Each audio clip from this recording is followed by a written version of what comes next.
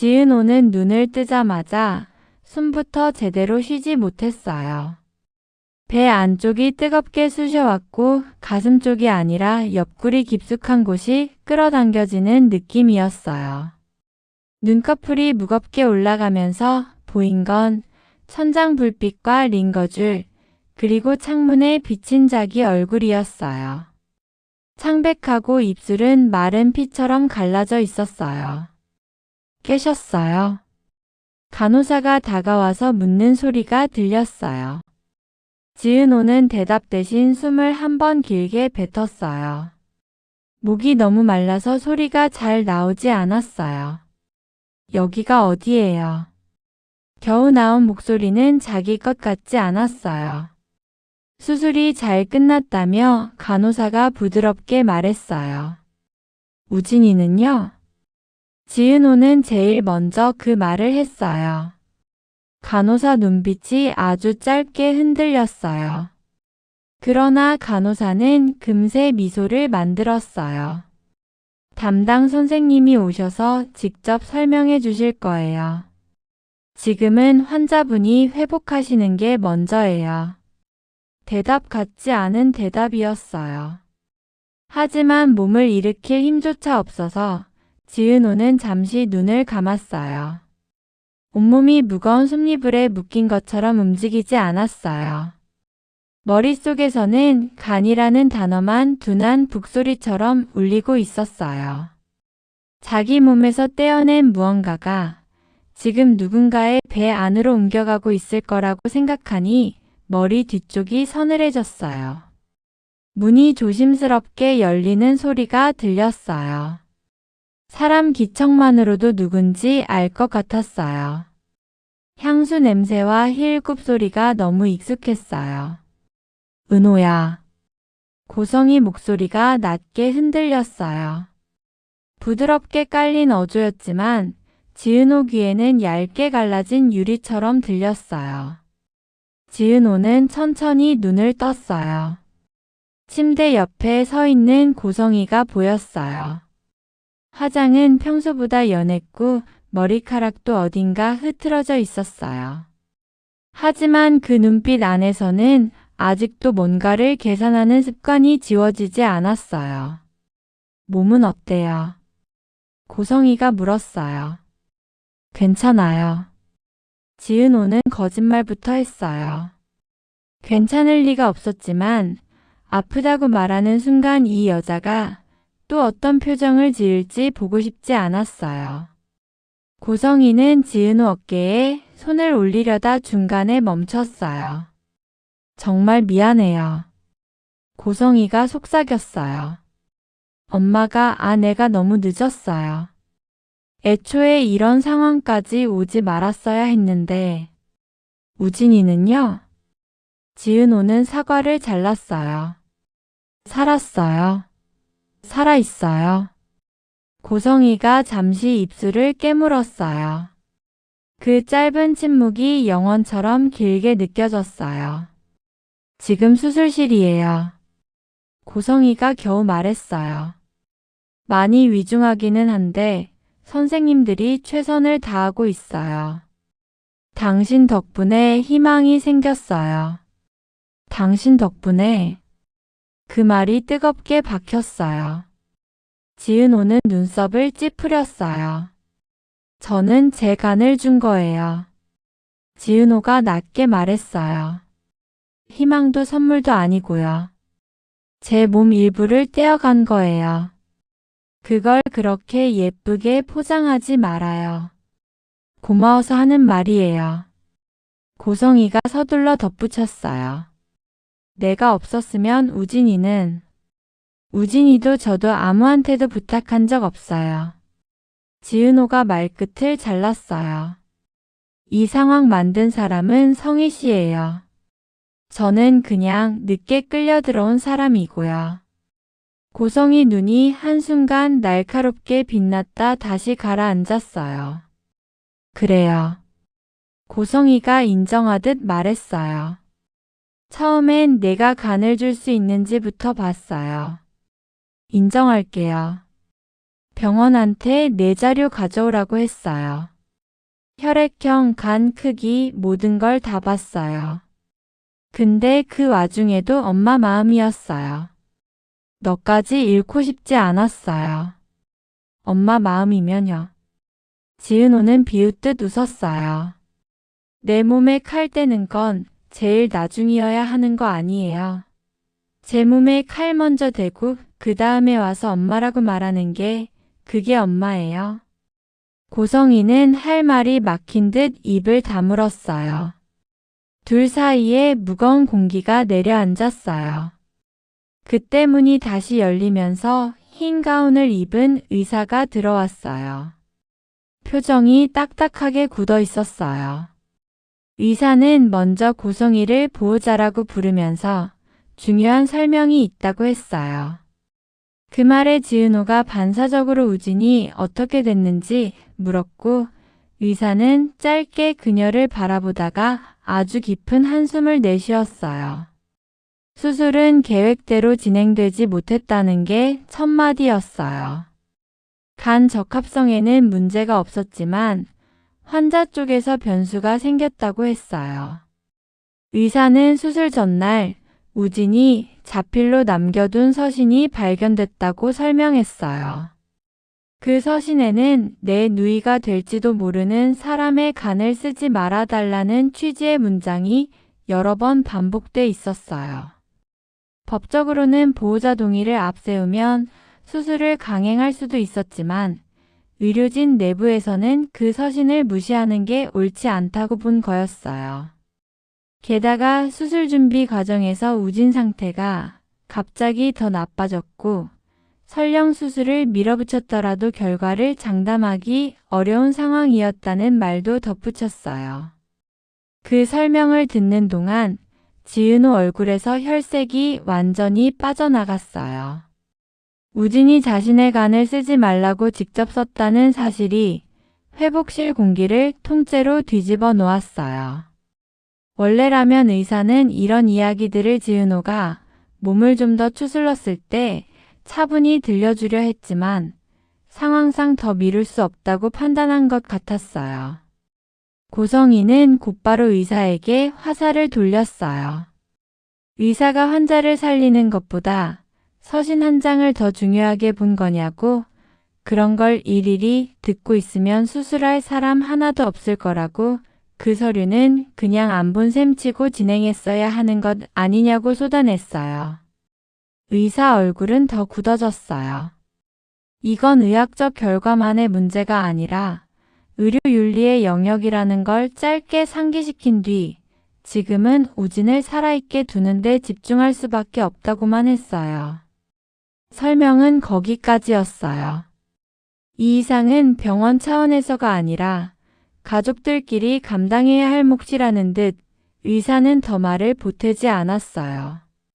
그리고 조용히 고개를 숙이고 회복실을 빠져나갔어요. 문이 닫히는 소리가 마치 선을 하나 긋는 소리처럼 들렸어요.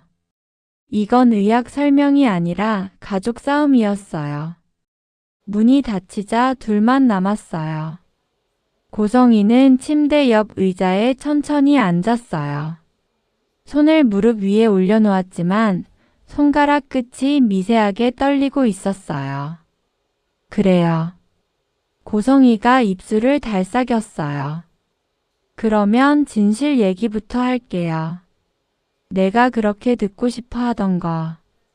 지은호는 침대 위에서 고개만 겨우 돌려 고성이를 바라봤어요. 처음에 너를 봤을 때 나는 그냥 기부 대상이라고 생각했어요. 고성이가 인정했어요.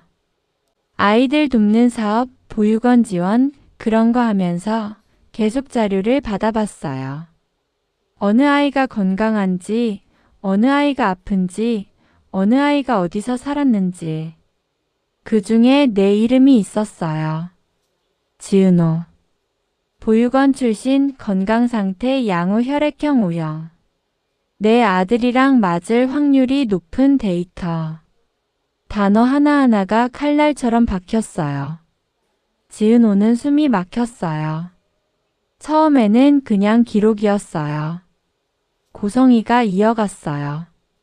하지만 사진을 봤을 때 조금 달라졌어요. 내 눈이 어디선가 본 것 같았어요. 오래전에 보육원 앞에 버려져 있던 아기의 눈빛이랑 비슷했어요. 내가 한 번 보고 도망쳤던 그 아이요. 그게 저였다는 거예요. 지은호가 힘주어 물었어요. 확신은 없었어요. 고성이가 고개를 저었어요.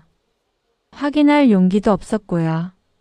만약 정말 내가 그 아이였으면 나는 내 죄를 2배로 인정해야 했으니까요.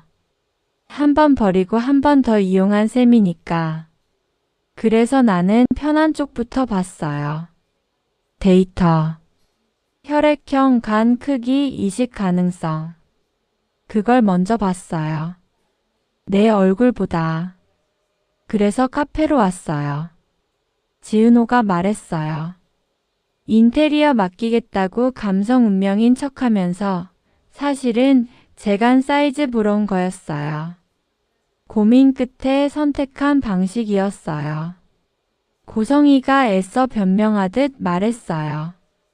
이렇게라도 접근하지 않으면 나는 평생 내 옆에 갈 수 없을 것 같았어요. 그냥 내 간 좀 주세요 라고 할 수는 없잖아요. 그러니까 다른 핑계를 찾은 거예요. 카페 인테리어, 재단 협찬, 꿈을 응원해준다 그런 말들로. 그래서 저는요. 지은호가 씁쓸하게 웃었어요. 한참 동안 나도 모르게 꿈 응원 받는 사람인 줄 알고 살았어요. 알고 보니 제 꿈은 간 검사 전 단계였던 거고요. 그렇게 말하지 마요. 고성이가 손을 뻗으려 했다가 멈췄어요. 우리 같이 웃었던 시간들도 있었잖아요. 내가 카페 오픈하고 힘들 때 내가 밤새 상담해줬던 거 그때만큼은 진심이었어요. 내 이야기가 궁금했고 내가 행복했으면 좋겠다고 진짜로 생각했어요. 그럼 그때마다 머릿속에 숫자가 안 떠올랐어요. 지은호가 물었어요. 이 아이는 O형, 우진 오빠는 B형, 이식 조건 몇 % 이런 계산 안 했어요. 고성이는 대답을 하지 못했어요. 대답할 수 있는 말을 찾지 못했어요. 지은호는 더 이상 묻지 않았어요. 대신 숨을 깊게 들이쉬었어요. 배가 찢어지는 것처럼 아팠지만 숨을 참고 싶지 않았어요. 숨을 참고 싶은 건 따로 있었어요. 이 사람 얼굴, 이 사람 목소리, 이 사람 냄새, 이 모든 걸 오래 보고 싶지 않았어요. 우진이는요? 지은호가 입술을 깨물며 물었어요. 성희 씨 편이에요? 제 편이에요? 고성이가 눈을 감았다 떴어요. 그 아이는 엄마 편이기도 하고 내 편이기도 했어요. 고성이가 조용히 말했어요. 그게 더 잔인한 답이겠지만 그게 진실이에요. 유서에 그렇게 써 있었어요. 내가 받은 것까지 돌려주고 가고 싶다. 엄마한테 받은 사랑도 은호한테 빚진 것도. 누가 더 옳다고 말할 수 없으니까 내 몸 하나로 다 갚고 싶다. 이런 식이었어요. 그래서 저희는 더 이상 수술을 강행할 수가 없었어요. 우진이는 사람 같네요. 지은호가 말을 내뱉었어요. 똑같이 간 이식 얘기인데 한 사람은 제 몸을 숫자로 봤고 한 사람은 제 인생을 먼저 봤어요. 저는요, 이제 누구 편 설지 선택할 수 있을 것 같아요. 고성이 얼굴이 굳었어요. 그럼 은호 씨 선택은 뭐예요? 고성이가 물었어요. 성희 씨를 엄마라고 부르며 지은호가 천천히 말했어요. 제 인생은 평생간 기증자 딸이 될 거예요. 누가 뭐라 해도 제 안에는 그 기억이 남아요. 저는 병원 복도에서 수술 동의서에 서명해줬던 사람이고 성희 씨는 저를 보육원 기록에서 꺼내와 간 크기를 재본 사람이에요. 그 사실은 안 지워져요. 근데 정순이 엄마는요, 제가 어떤 기록을 가지고 있었든 그냥 저를 안고 가서 내 딸이라고 했어요. 그게 엄마예요. 그래서 나는 엄마가 아니라고요? 고성이가 낮게 물었어요. 적어도 지금까지는 아니었어요. 지은호가 눈을 감았다 떴어요. 목소리가 떨렸지만 단단했어요. 앞으로 어떻게 될지는 모르겠어요. 근데 적어도 지금은 저한테 엄마라고 부를 자격이 없어요. 저를 딸이 아니라 간으로 먼저 본 사람이라서요. 고성이는 의자 팔걸이를 꽉 쥐었어요. 손등에 힘줄이 솟았어요. 말로 자신을 변호할 수 없다는 걸 아는 얼굴이었어요. 대신 다른 쪽으로 도망치고 싶어졌어요. 법적 책임, 여론, 언론, 그런 것들이 더 쉬운 상대처럼 느껴졌어요. 아이 앞에서 죄를 인정하는 게 제일 힘든 일이었어요. 그래도 엄마가 할 수 있는 건 하나 있어요. 고성이가 겨우 말했어요. 내가 나를 어떻게 부르든 앞으로 어떤 말을 하든 나는 도망치지 않을게요. 필요하면 검찰에도 법원에도 언론에도 다 나갈게요. 내가 했던 선택들 다 말할게요. 그게 최소한의 엄마 흉내겠죠. 흉내라도 제대로 내요. 지은호가 말했어요. 중간에 도망가지만 않으면 되어요. 제 앞에서만 눈물 흘리고 뒤에 가서 또 숫자 계산하지 말고요. 그 말을 듣는 순간 고성이 머릿속에 검찰청 건물 모습이 스쳐 지나갔어요. 그 앞 바닥에 무릎을 꿇고 있는 자기 모습도 함께 떠올랐어요. 누구에게 무릎을 꿇는 게 더 무서울까? 딸이라고 부르고 싶은 아이 앞일까? 아니면 죄를 물어볼 검찰관 앞일까? 둘 다 같았어요.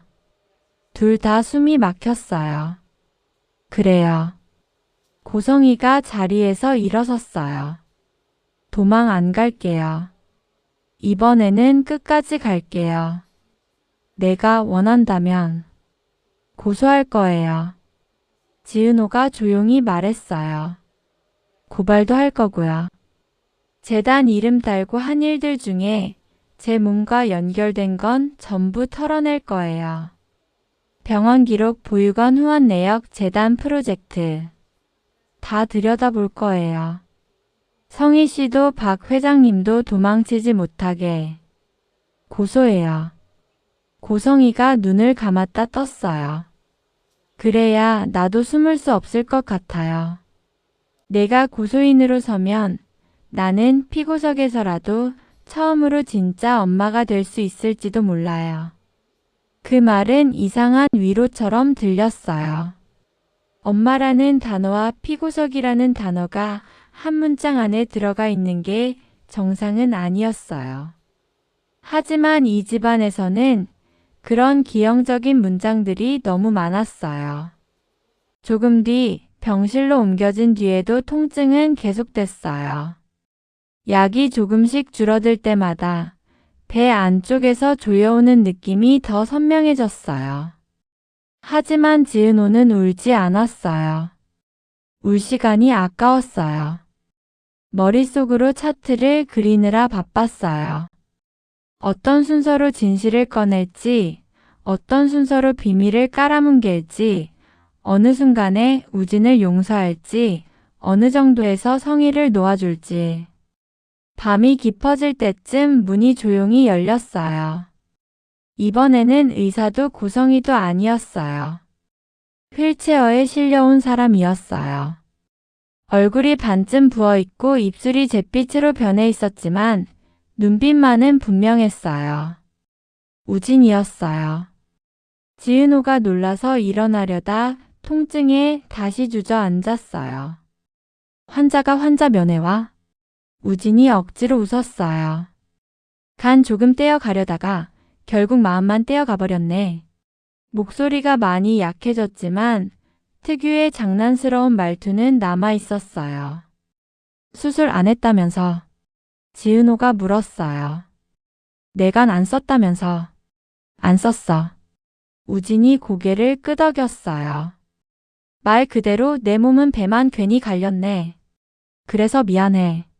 내 유서가 내 배를 괜히 자르게 만든 셈이라서. 그 유서 때문에 살았어. 지은호가 잘라 말했어요. 내가 원하지도 않는 간을 누워서 빼앗기는 일은 적어도 안 겪었잖아. 그만큼은 고마워. 우진 눈가가 젖었어요. 엄마가 많이 울었어. 우진이 낮게 말했어요. 수술실 앞에서 서신을 찢어버리려고 했어. 이거 안 보이면 그냥 수술할 수 있겠지 그러더라고. 근데 나는 마지막만큼은 엄마 손에서 벗어나고 싶었어. 그래서 담당 선생님한테 부탁했어. 이거 꼭 읽어주세요. 엄마 없을 때. 그래서 수술을 멈춘 거야? 지은호가 물었어요. 응. 우진이 대답했어요. 멈추고 나는 다시 여기로 왔어. 의사 선생님이 그러더라고. 이 선택 나중에 후회할 수도 있다고. 근데 그 말 듣고 나니까 오히려 마음이 편해지더라. 후회라는 걸 지금까지 엄마 대신 내가 다 해왔거든. 버려진 아이 생각, 보육원 기록 그런 것들. 이제는 내 몸 가지고 하는 선택만큼은 내가 하고 싶었어. 엄마 대신 죄책감 느끼는 거 그만해. 지은호가 말했어요. 성희 씨 죄는 성희 씨 거고 내 죄는 내 거야. 근데 내 죄가 뭐야? 아픈 거 말고 죄가 있어? 있지. 우진이 웃었어요.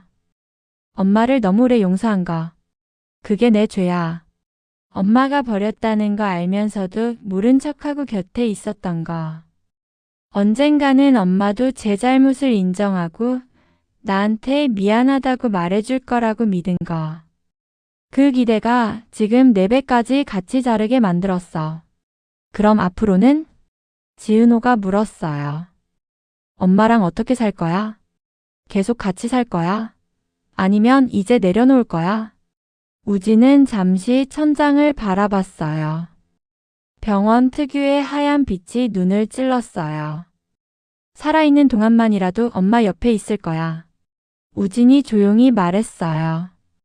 근데 예전처럼은 아니고 더 이상 엄마를 위해 내 몸을 내놓진 않을 거야. 대신 엄마가 법 앞에 서는 걸 옆에서 지켜보려고. 엄마 혼자 서게 두면 또 도망칠지도 모르니까. 내가 옆에 서 있으면 조금은 덜 도망갈 수도 있겠지. 그게 내 방식의 복수야? 지은호가 물었어요. 복수라기보다는 동행이지. 우진이 웃었어요. 엄마 죄의 끝까지 가는 동행. 나도 거기에 일부 책임이 있으니까. 엄마 하나만 끌어내리면 나는 또 도망칠 것 같아. 그래서 같이 서 있으려고. 피 흘리는 자리에. 지은호는 눈을 감았다 떴어요. 가슴 한구석이 이상하게 따뜻해졌어요. 비정상적인 가족이 비정상적인 방식으로라도 책임을 나누겠다고 말하는 걸 듣고 있으니 조금은 덜 외로웠어요. 나는 지은호가 말했어요. 엄마 대신 죄책감 느끼는 거 안 할 거야. 대신 나랑 같은 애들 찾아보려고. 기록으로만 존재했던 아이들, 간이식 데이터로만 불렸던 사람들. 재단에 그런 이름들 많을 거야. 그 사람들한테 하나씩 물어보려고. 당신은 사람이고 싶어요? 부품이고 싶어요? 라고. 대부분은 사람이고 싶다고 하겠지. 우진이 대답했어요. 그렇겠지. 지은호가 고개를 끄덕였어요. 그러면 그 사람들 편에서 싸우는 게 내 복수일 거야. 성희 씨를 향한 복수이기도 하고 나 자신을 향한 구원이기도 하고. 둘 사이에 잠시 침묵이 흘렀어요. 서로의 숨소리와 기계가 울리는 소리만 들렸어요. 휠체어에 앉은 우진의 손이 지은호 침대 난간을 조심스레 잡았어요. 지은호는 그 손 위에 자기 손을 포개 올렸어요. 따뜻하지도 완전히 차갑지도 않은 온도였어요. 살아있는 사람의 온도였어요. 그래. 우진이 낮게 말했어요. 우리는 엄마 때문에 만났지만 엄마 때문에만 살지는 않을 거야. 문 밖 복도 끝 어딘가에서 고성이가 두 사람 모습을 지켜보고 있었어요. 문틈 사이로 보이는 두 사람 손이 겹쳐 있는 장면이 고성이 가슴을 벼락처럼 내리쳤어요. 이 손을 처음부터 붙잡아야 했던 사람은 자기였는데 그걸 이제야 깨닫고 있었어요. 죄책감, 부러움, 안도감이 한꺼번에 밀려왔어요. 그 감정들을 한 단어로 묶을 수 없어서 결국 고성이는 조용히 벽에 기대 앉았어요. 언젠가 검찰청 앞 계단에 서게 될 날이 올 거였어요. 그날이 오면 고성이는 더 이상 변명하지 않겠다고 마음먹었어요. 누군가가 묻겠죠. 왜 그랬냐고. 그때 대답할 수 있으면 되겠어요. 내가 아이를 숫자로 본 순간부터 잘못됐어요. 그 한 문장만 끝까지 준비하고 싶었어요.